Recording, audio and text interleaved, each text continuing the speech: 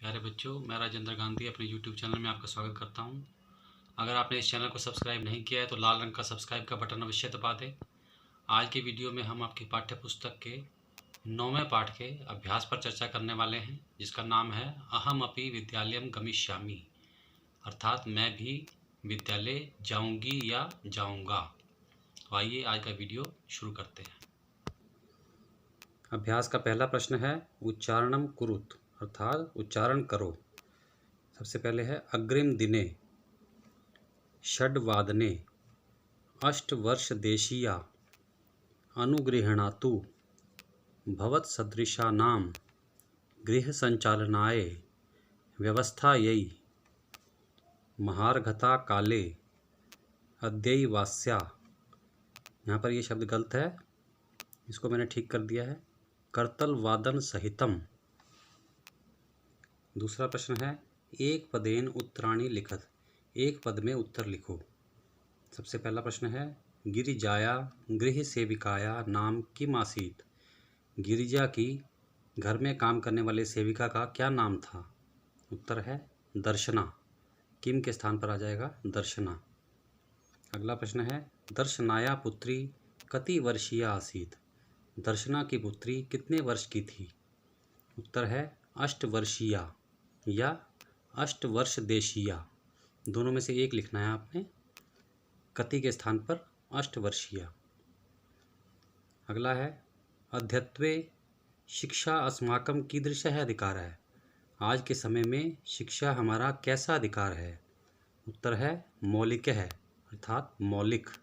कीदृशः के स्थान पर आ जाएगा मौलिक है। अंतिम प्रश्न है दर्शनाया पुत्री कथम नृत्यति। दर्शना की पुत्री कैसे नाचती है। उत्तर है करतल वादन सहितम, ताली बजाकर। जब उसे पता चलता है कि वह भी विद्यालय जाएगी तो वह ताली बजाकर नाचती है। तीसरा प्रश्न है पूर्ण वाक्येन उत्तरत, पूर्ण वाक्य में उत्तर दो। पहला प्रश्न है अष्टवर्षदेशीया दर्शनाया पुत्री किम समर्था आसीत। 8 वर्षीय दर्शना की पुत्री क्या करने में समर्थ थी। उत्तर है अष्टवर्षदेशीया दर्शना पुत्री गृहस्य संपूर्ण कार्यं कर्तुं समर्था आसीत्। 8 वर्षीय दर्शना की पुत्री घर का सारा कार्य करने में समर्थ थी। अगला प्रश्न है दर्शना कति गृहाणां कार्यं करोति स्म। दर्शना कितने घरों का कार्य करती थी। उत्तर है दर्शना 5-6 गृहाणां कार्यं करोति स्म।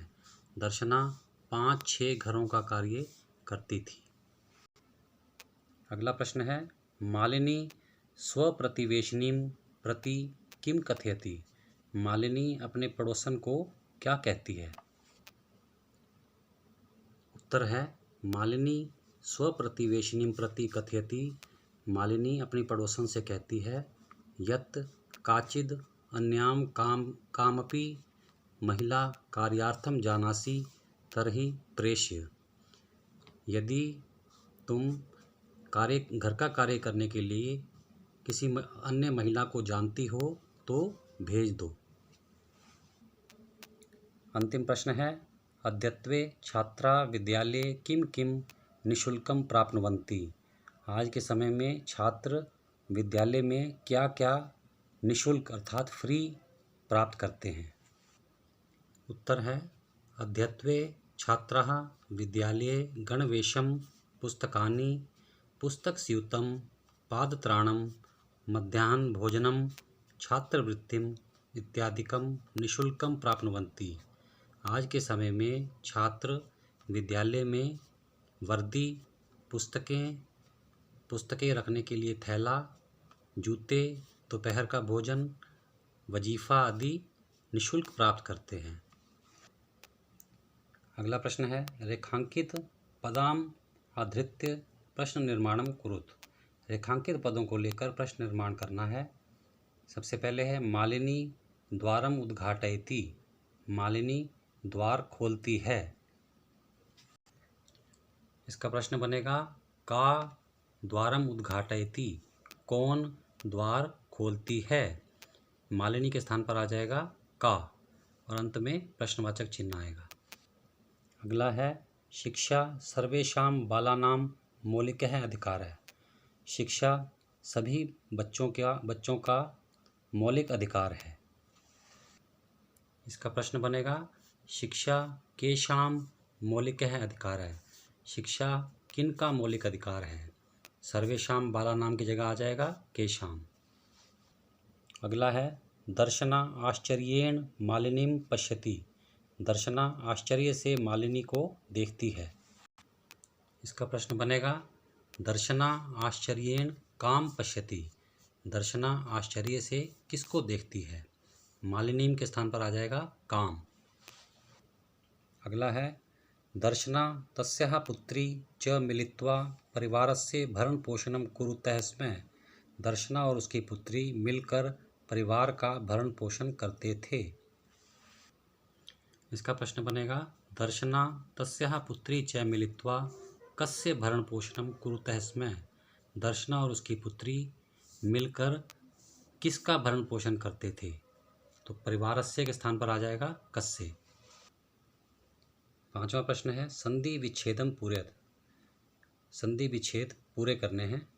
पहला है ग्रामम प्रति, तो इसका हो जाएगा ग्रामम जमा प्रति अर्थात गांव की ओर। अगला है कार्यार्थम, इसका होगा कार्य जमा अर्थम अर्थात कार्य के लिए।